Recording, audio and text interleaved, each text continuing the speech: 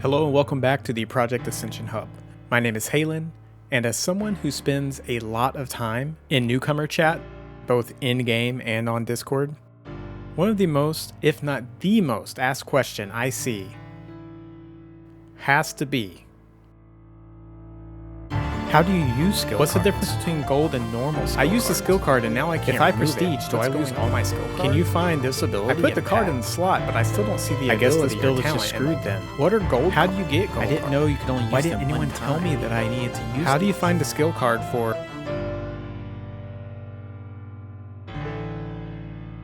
What are skill cards?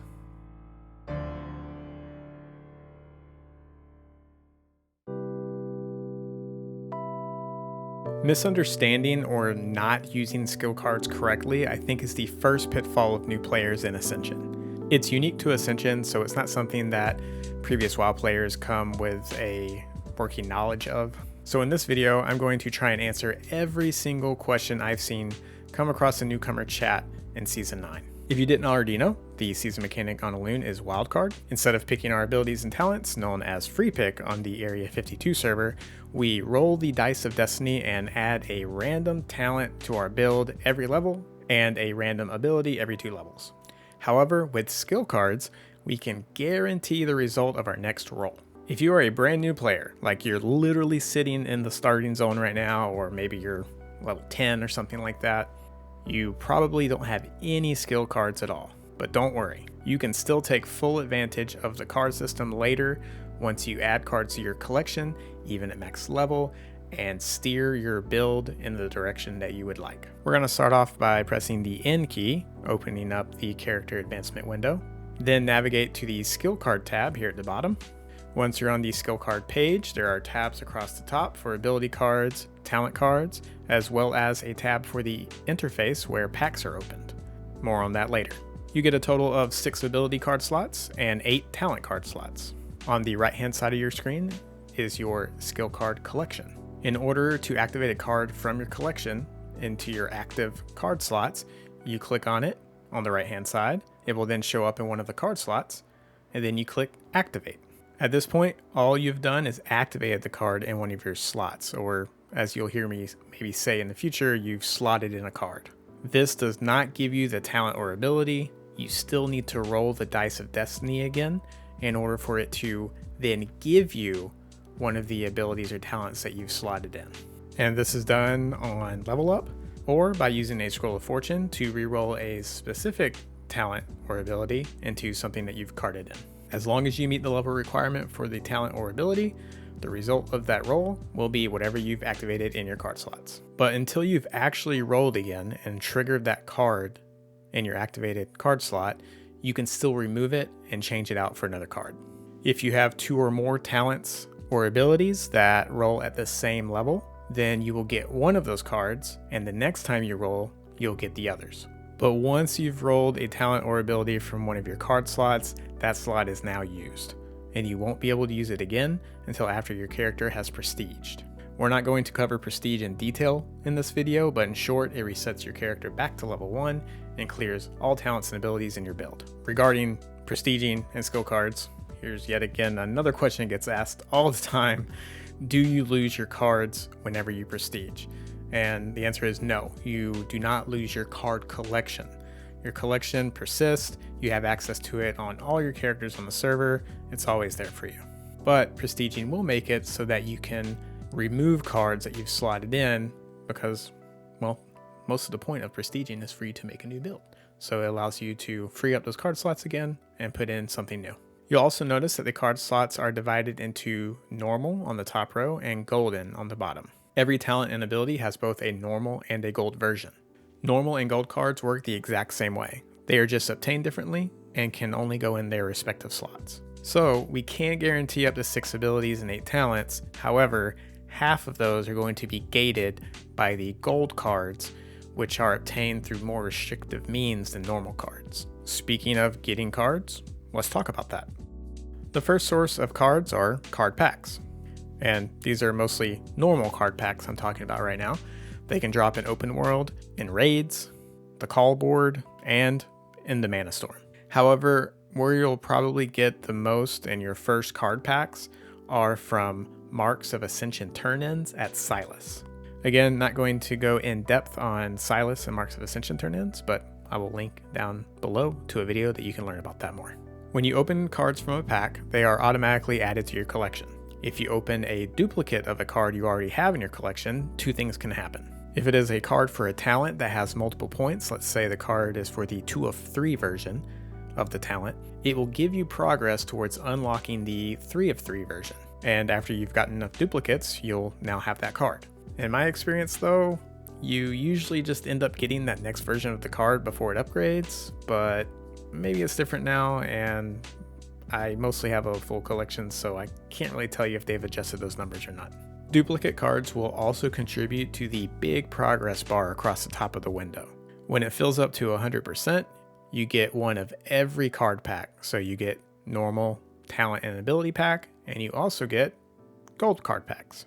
You can also buy gold card packs from Silas. Personally, I don't think this is a good use of your gold. However, I don't spend as much money on games as others, so if that's your style, then swipe away, sell items for gold, and go buy packs.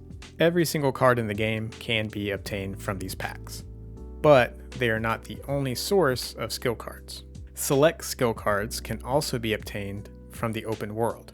These can be looted from certain enemies, rewarded from quest chains, or even purchased from vendors. There are a couple resources to see if a card you want is obtainable from the open world. First, the Ascension database, that's db.ascension.gg.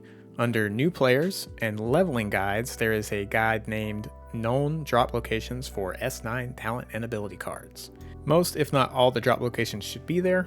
However, depending on when you're watching this video, some new stuff may have been added, and you never know. Just check the update date on the guide. I plan on transporting this list and information into the game via the architect. Sometimes people use architect build pages for other pieces of information, and I thought this would be a good one to have available if it's not already there. If it is, then I'll put it down in the description, but if not, I'll use a similar or the same name. You can just search for locations and it should come up. If you don't see what you need there and want to make absolutely sure it's not available from the open world, Discord is your next resource. You can easily search the ability name and the word card using Discord search in the top right while on the official Ascension server, or you can check out the Ascension Collectors Discord server, which I'll link below. This server has a channel just for skill cards and just for Season 9, as well as categories for other items. You can narrow your results by searching in the specific channel for Season 9 cards, plus the name of what you're looking for. Alright, now let's talk about some use case scenarios for skill cards. The very first one are your starter abilities.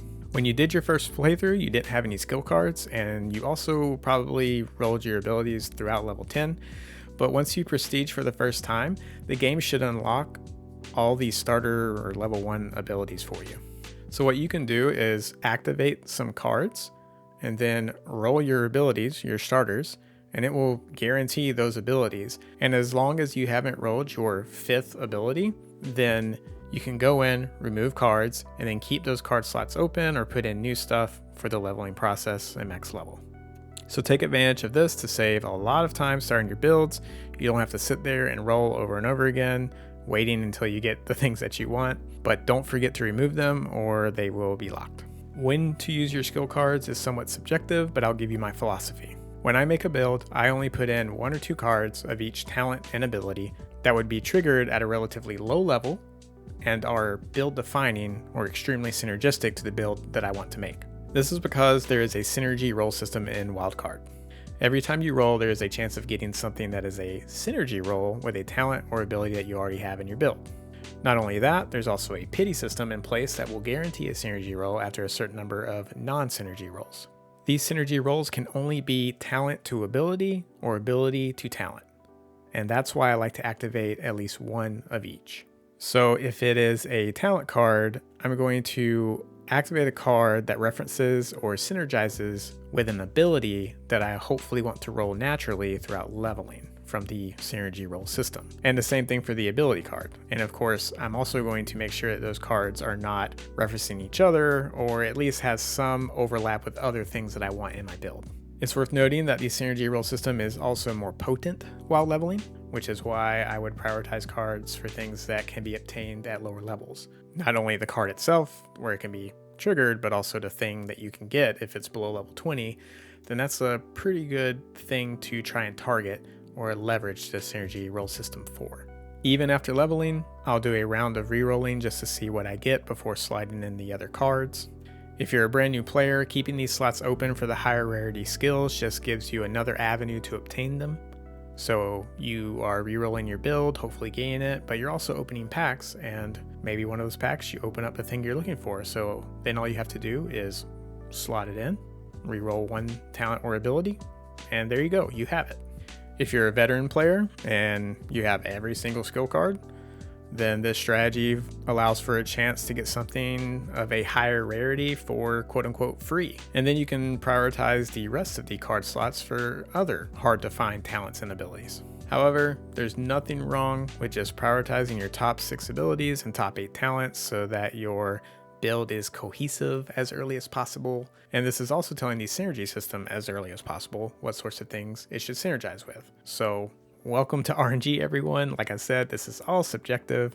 Just pick your superstition and roll with it. Now let's talk about my advice for building your card collection. As I said earlier, you can get your skill cards from the open world like High Risk and the Mana Storm, but in my opinion, the fastest and easiest way to get cards are to prioritize getting Marks of Ascension from the cardboard quests and turning them into Silas. You're already going to be doing this process to get more rerolls and also to get gear very early on from the cardboard caches, and naturally you're going to be getting card packs.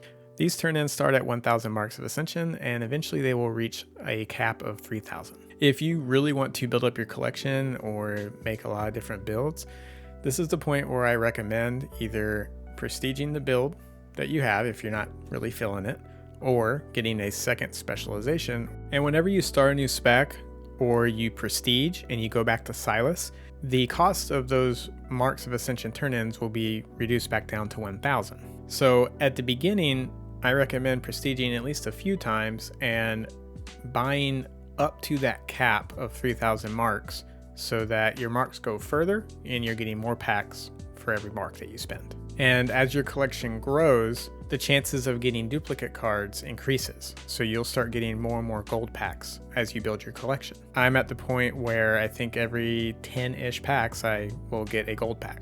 So instead of spending 50 gold or whatever cost it goes up to a pack, I would rather invest that gold into the EXP bonus items that help me prestige faster. Of course, this is your typical time versus money and or gold spent situation. However, I think it's really good to prestige a few times and you're getting more than just skill cards whenever you prestige. I'm already expecting it in the comments. A lot of people live and die by the Mana Storm. It's the best way to get gold, reroll scrolls, cards, everything. However, I believe it's kind of dependent on your build and also your preference of playing games. I personally don't like grinding the Mana Storm, but I don't mind getting into a group of people and doing it, so it's all going to be dependent upon your situation and what you like to do. So I think that's all the basics and everything that I usually have to cover in newcomer chat about skill cards. Please let me know if I missed anything down in the comments, and I'll be sure to answer, and then I'll pin the information down below, so check there. And please let me know in the comments other topics that you'd like to see. Again, I'm Halen. Thanks for tuning in to the Project Ascension Hub, and I'll see you in the next one.